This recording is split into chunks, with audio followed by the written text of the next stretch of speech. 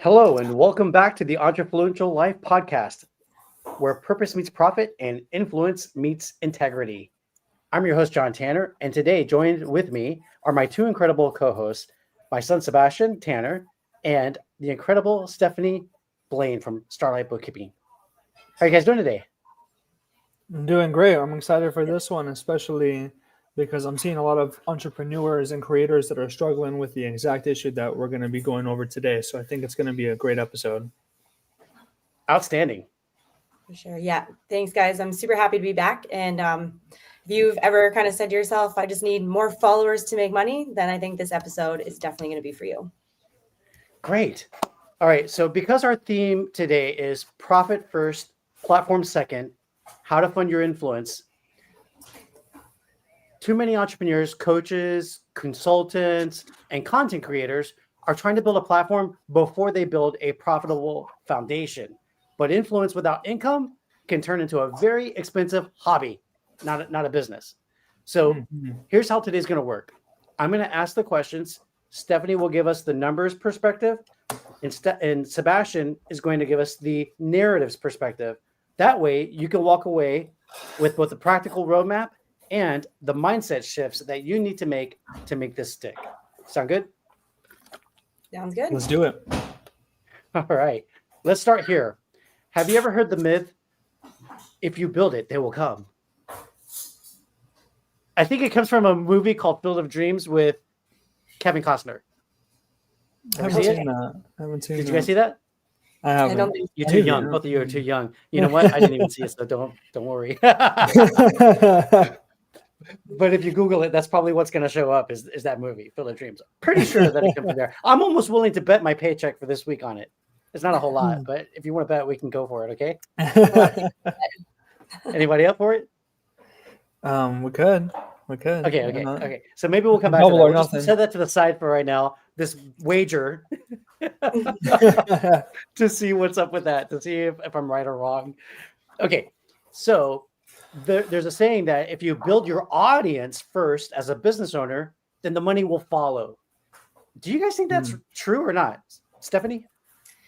I don't think that's always true. Honestly, it's one of the biggest myths that fuels burnout. Building a platform, content creation, marketing campaigns, visibility efforts, it all costs time and money.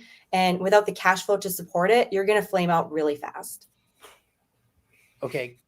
I agree with you 100%. Sebastian, what's the story up here that entrepreneurs are telling themselves when they buy into this myth?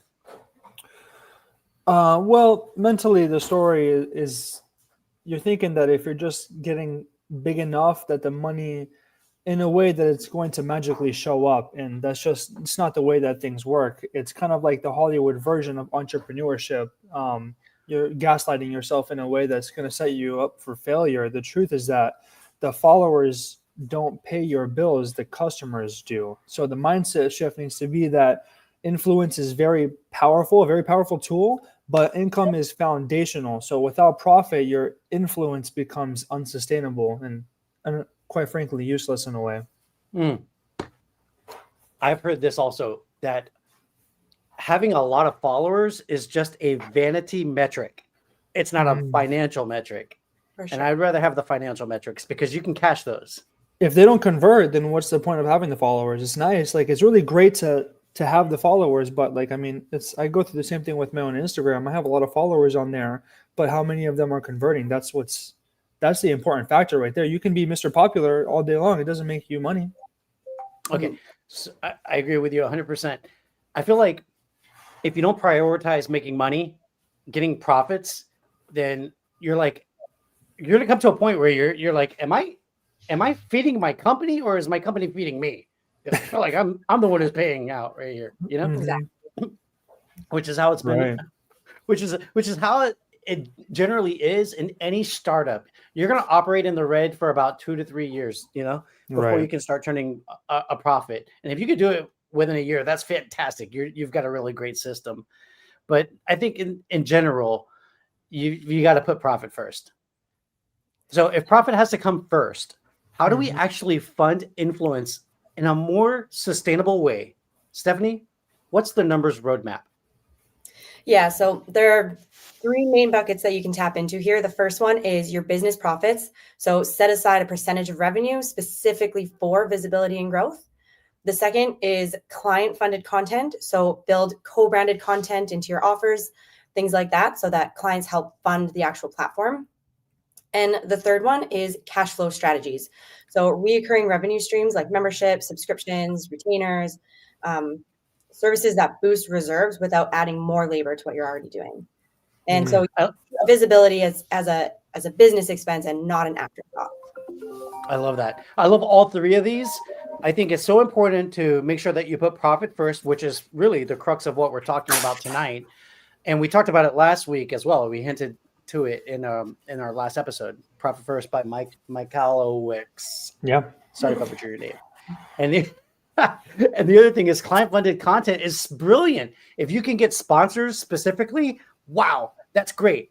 Spend their money. I'm all about spending somebody else's money before I spend my own. You know, if you can do a partnership like that, and it's a win-win because you don't want to take advantage of people. You don't want to use people, obviously. But if they're getting a win out of it because they are reaching your audience and you're getting sponsorship dollars, then you should use sponsors as many times as possible for your general marketing, for events that you host, for mastermind events, for publications like with what I'm trying to do with my magazine. I haven't started yet. I haven't started reaching out to sponsors, but I have a whole section in my operations manual for reaching out to sponsors. I think it's a great idea. So I love that, Steph. And the third thing, cash flow strategies, recurring revenue streams is exactly what I'm going for, because I think that if you're a business advisor and you've got 5 clients, just 5, and they're paying you $5,000 a month for your advisory services on a recurring revenue basis, that's $25,000 a month times 10 months, $250K a year, and you got 2 months off for vacation. Mm-hmm. Would you guys sign up for that? Mm-hmm. Some a little melancholy there, man. I need to get some energy in you. No, hey, I like $250K a year. Where's my VA assistant? Hey, can you go take a Red Bull with Sebastian, please? Thank you. Okay, all right. Let me get back on track here. So, Sebastian, what's the narrative that entrepreneurs need to adopt here to apply this? You're going to be shifting from I'll invest when I have leftover money to that visibility is a core business function. So when you name it and you budget for it, you're not just funding ads, you're funding your identity as a leader in your space. All right. So what I use in my business is a marketing account is called a visibility vault.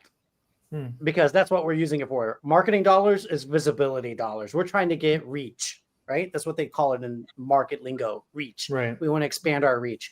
And so that's why I use Promolta to boost this episode. I've used other different platforms. I have Slide Broadcast for rapid dialing to reach a whole bunch of people. Yesterday, I made for $10, I reached 100 people in 2 minutes. Wow. Yeah, Slide Broadcast. Yeah. And I didn't pick up the phone. I only picked up when people called me back. Yeah, that's the way to do business. That's reach. Okay. Anyway, so what I do and what I recommend that anybody who's starting up does is set aside 20% of your profit every month for your visibility vault, for your marketing. Okay. That will fund your podcast production if you have one. That'll pay for your Facebook ads, which is now Facebook and Instagram because they converged, right? Meta. And Messenger.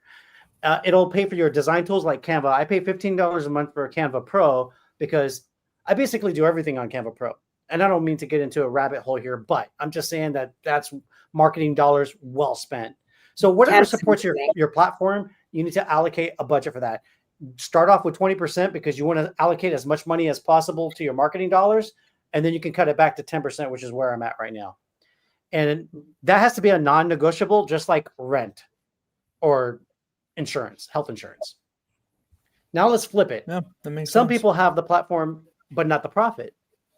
That's where Stephanie comes in. Mm-hmm. What can they do, Stephanie? Yeah, so you want to start monetizing what you already know. So you can package your most common questions or your most valuable advice into a small paid offer. So for things like coaches and consultants, it could be something like a mini course or a workshop. For a creative, maybe a digital download. One offer, test it with your audience, and you can start that revenue engine by just those small little tools. Love it. Sebastian, what about the mindset here? This is where perfectionism kills progress. You know, you don't want to be focused too much on getting everything super perfect at the beginning. Creators think that when, you know, I'm going to monetize when I'm ready, and ready never comes. And the shift here is that done is better than perfect. Eventually you can make perfection adjustments, as like kind of something like that I like to say with even my own content that I produce. You know, you can fine tune things later is a better, you know, term. Launch the imperfect offer first, get something out there. That way you have something going. And that first sale gives you proof of concept, which we all need in the business. We need confidence, and it's going to give you the momentum to scale. And then you can start fine tuning things afterwards and make it even better. And you can learn, you know, okay, I did this one video like this and I posted, I'm happy I got a little bit of views on it, but how can I edit this video, the next video, a little bit differently and see if I can get more traction and take some more time. You can get stuck trying to get everything perfect, and a long time is going to pass before you get anything out. I agree with that 100%. Perfectionism kills so many businesses because they're trying to get everything ready and then they never launch.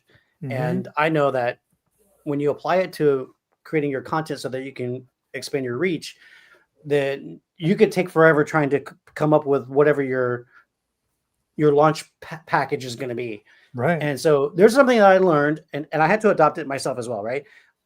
It's you could be MIA, missing in action, or MIA, taking massive imperfect action.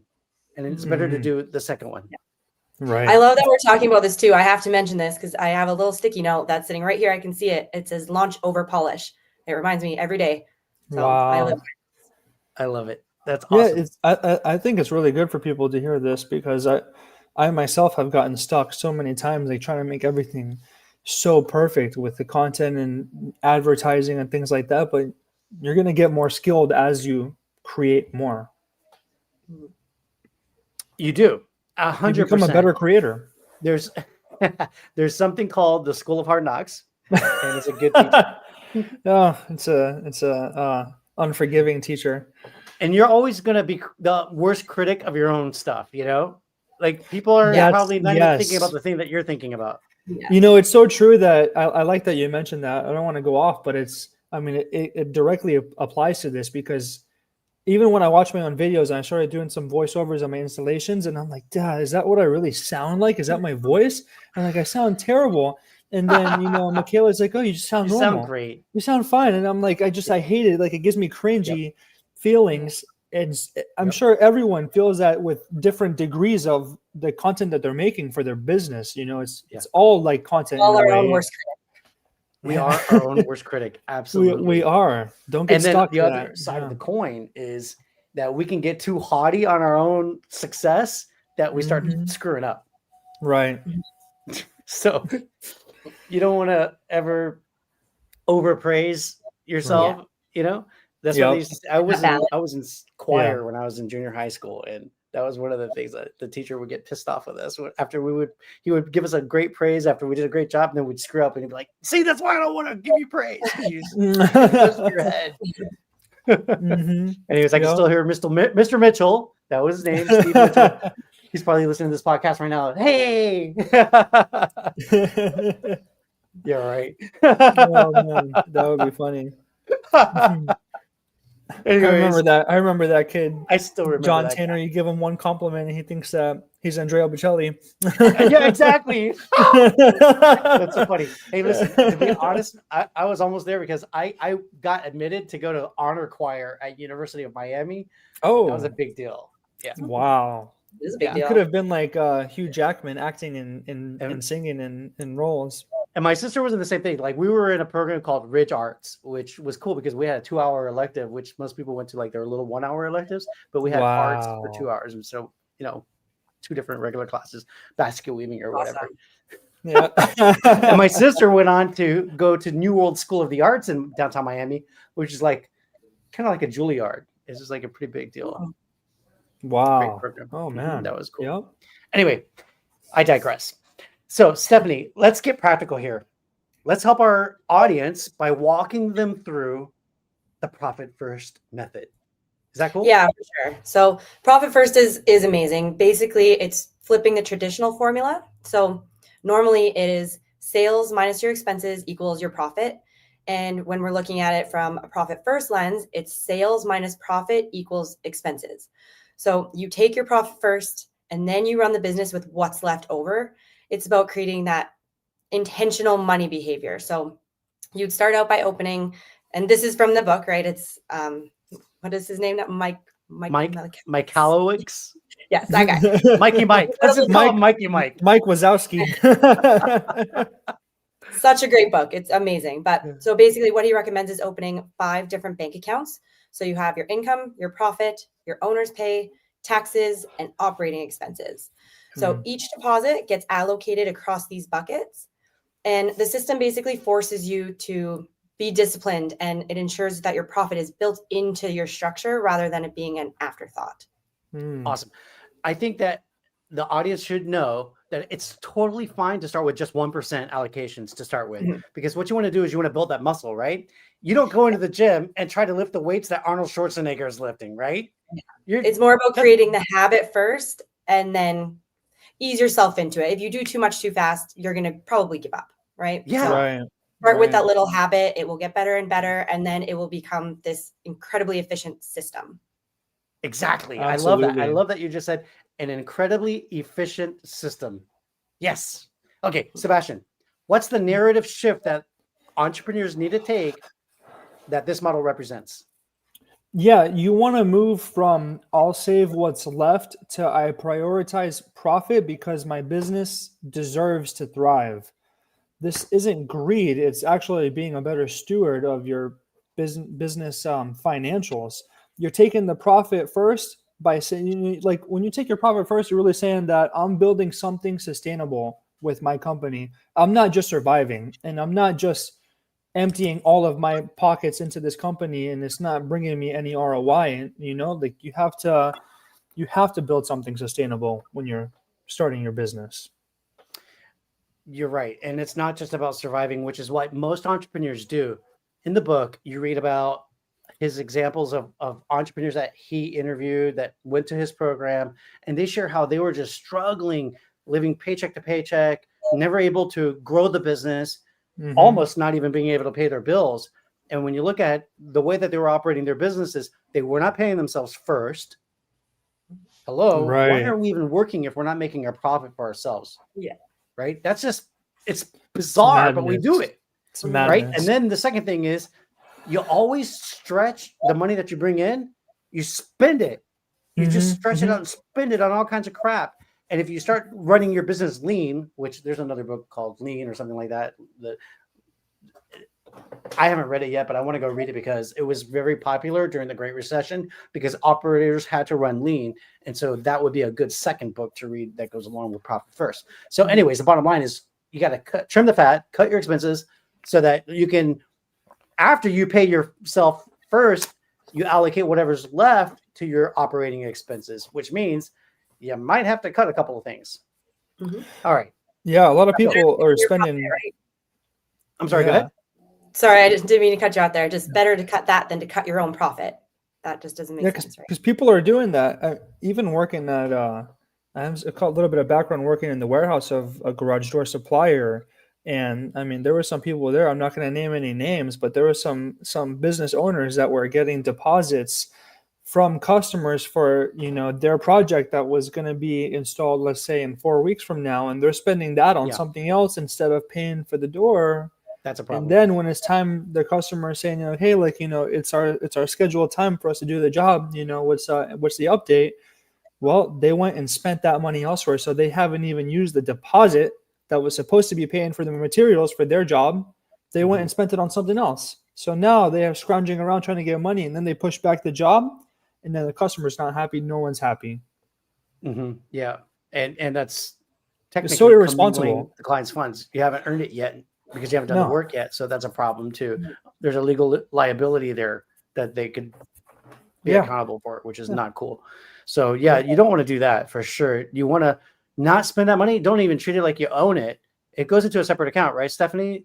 It's called advance payments, and you don't touch it until you earn it. Yeah. Yeah, exactly. Well, and I mean, depending on the business you have and stuff too, the profit first is a great model, but you can like take it one step further. If you need another bank account to call it something else you're allocating funds to, like the prepayments and stuff like that, like absolutely do that. If that's what helps to not spend that money that you shouldn't be spending, then you should do that. Yep. Open up a bank Right. account at a different bank, send it over there so you won't touch it. Don't even look at it. No, it makes sense. It makes sense. I can't put junk food right in front of my face because I'm going to cheat my diet. It's the same thing with your diet, with finances. I can't even. I don't want to have my card on me when I go to the store. I don't want to. I always buy more anyways. But and then Fast Sebastian comes out and starts telling you, just do it, just do it. Go ahead, just have one. Those baked Oreos look amazing, and the ice cream with the pumpkin pie a la mode looks so good, and the lobster tail on the surf and turf with the super 500 calorie sauce that's smother in bacon and grits and smother with onions. It's a slippery slope, and the same thing with your finances. It can be a slippery slope. Then you're not really making any money; you're just spending it all, and that's what happens. Very detrimental. That's what happens to most businesses, and they're operating on a very thin profit margin. And then if they're overspending, they have no money left over to grow the business. That's why they fail. That's why most of the businesses are failing, is because you're spending, like you're treating it like it's your own wallet. And that's what the whole thing what we've been talking about is that you're separating yourself. Like you are your business, but at the same time, you have to separate yourself from the business, because like the business's money is not my money to spend. It's not Sebastian's money. It's Quality Assembly's money. It's Starlight Bookkeeping's money. It's Coleman Tanner Enterprises money. It's not you. It's not just you can go and have fun now just because I went and did a job and I worked my butt off, or you did something for a client and you worked really hard and you gave that client amazing service, and now you're just going to go and blow it on a night of drinks because John and Sebastian and Stephanie want to go have fun. It happens. Like I've spent a lot of money too. Like but the important thing is if you can listen to this and you can implant this in your brain and plant little seeds so that when the opportunity is presented itself to you, you can make a more educated decision. You know, like don't put yourself, right?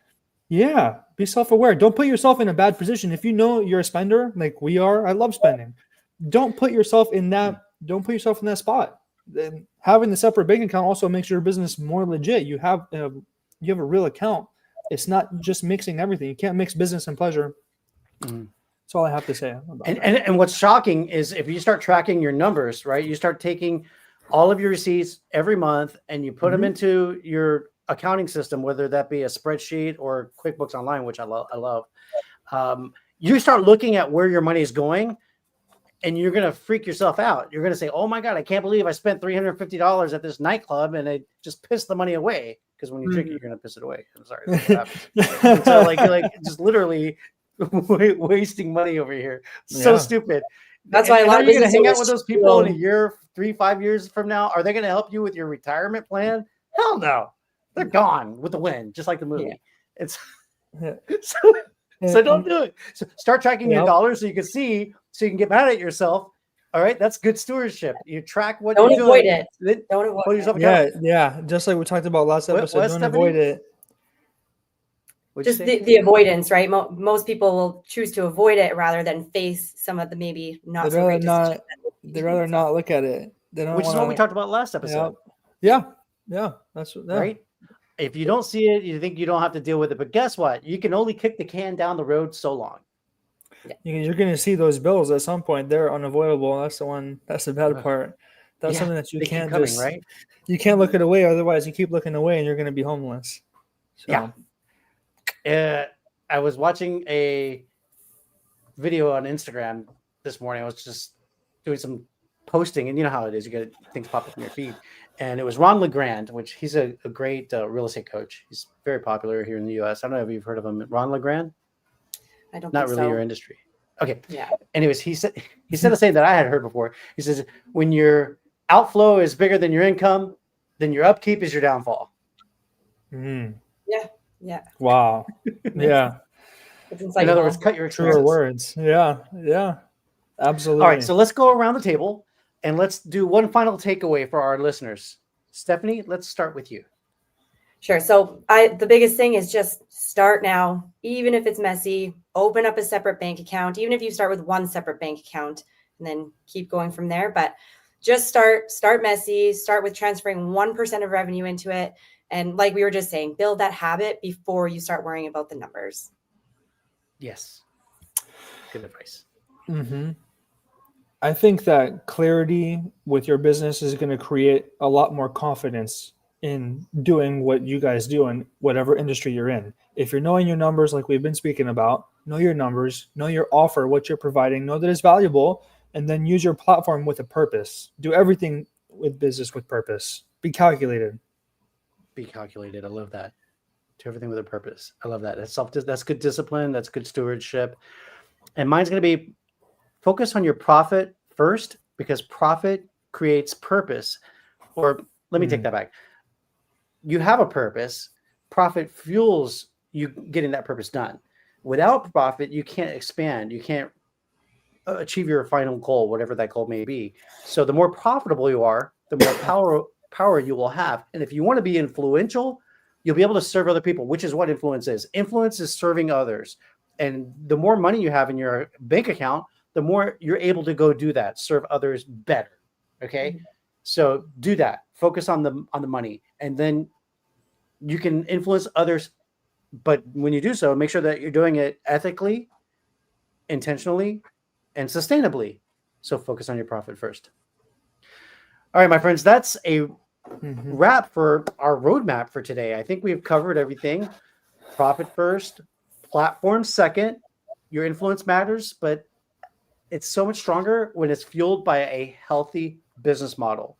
And the profit first system is great for your financial aspects inside of your business. Right. For sure.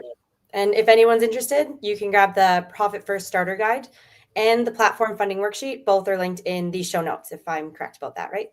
Well, they're scrolling down on the ticker of this video. And if you just go to entrefluencer.club, that's directed to a specific website where you can download the workbook for numbers and narratives, which has all of the activities for the 8 episodes that we're doing for this season. Which I should have already done. Thank you so much for those of you who are watching the video and commenting. There was a gentleman who commented on LinkedIn today. He said he really enjoyed the show. And so I want to say thank you for watching our show. We really appreciate that. Yeah, thank you. I'm very happy to hear that. And Sebastian, if you guys feel like, if you guys feel like, this episode helped you guys out, we would like if you can share it with a friend, if you can leave a review, just like we were just talking about with this other gentleman that commented. All of these things are going to help boost the algorithm to show other people like me, like my father, like Stephanie, like you that's watching it. It's going to show more people information that should be spread more. And I think it's starting to come into light more with the social media. I think people are trying to educate others, and also not just doing it at a cost. We're doing this information for free because we like to learn more about this stuff ourselves, and we want you to do the same. You can download all of the resources. We have everything there. I think you just went over it, but we got the entrefluentiallife.com, starlightbookkeeping.com, entrefluencer.club. Everything is very accessible for you guys to see. So you shouldn't have to jump through too many hoops. It should be a simplified process. And I love coming out here every week with you guys to do this. It's very fun for me, and it's really good information that everybody should be looking towards. And you can, like I said before, use this information, put more tools in your arsenal of as being a business owner. You start to learn more things and educate yourself more of how to be a better steward with your business. And, go out there and be entrefluential. Be entrefluential. An entrepreneur influencer. I love it. You created it. Okay, but I don't want my head to go big and then I make a mistake, right? Oh, man, that's good. Mr. Mitchell will get mad at me. You start yelling at us again. Oh, my God.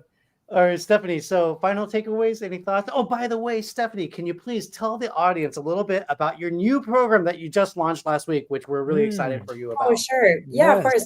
So it's called the DIY Starlight Club. So basically I created this membership. It's for business owners who aren't quite ready to actually outsource their bookkeeping yet. They're still doing it on their own, but they just need some guidance. So inside there's a full course. It's called 5-Star Foundations. And that's to help you get started. But every week, new videos get added. We do Q&As. We're going to start doing a lot more check-ins, challenges type events to keep everyone on track. So yeah, if you're a business owner, you're not quite ready to outsource, it might be for you. And I can pop that link somewhere as well too. That'll be great. That sounds great. Stephanie, so like when you go into the course, are you showing the audience like screen sharing where they can actually see how to operate inside of like QuickBooks or something? Yeah. So the whole entire 5-Star Foundations course is me screen sharing an actual QuickBooks account. It's like a sample company account. So it's the full step-by-step tutorials, and anything that's missing, there's a community aspect in it where just let me know what you need, what's missing from the course, and it'll get uploaded. I love that. That is awesome, Stephanie. It's so cool. I can't wait to dive in myself and learn from you. That's going to be super cool. I just want to say too, thank you guys again so much for having me. I've also really enjoyed this every week. It's been great. So. Oh, thank you. Thank you. Well, you're growing our audience. I mean, I think since from the first episode to today, we got 5 this past week, new subscribers. And I think we got 3 the prior week. So that's like 8 new people who are following us because you've come on the show. So I don't think we're going to let you go, Steph. I think you're here forever now. All right. It's going to have to be an ongoing thing. Yeah. Right? Yeah. We'll have to find more ways to keep enticing her to keep her on, right? We'll work on it. Sebastian, let's talk later, Sebastian. We're going to meet later, okay? Okay. I have to come up with We're going to devise a plan. Thank you so much, guys. That's awesome. Thank you. All right, guys. Well, thank you so much for being here tonight and for watching the show. But don't just listen to our words. Do what we say. Because that's how you're going to grow your business. Workbook. Fill it out. Workbook. Hello. You guys are 3 episodes behind if you haven't done it yet. Mr. Mitchell wouldn't be happy about that. That's right. Don't make me call Mr. Mitchell. And make sure you eat healthy because Fat Sebastian is going to be trying to tempt you too. Oh my God. He tempts everyone. To Ripped Sebastian. He tempts everyone. He tempts everybody. Like it's not just for myself. He brings everyone else down. So don't let him bring you down. Just think about Fat Sebastian when you think about eating junk food.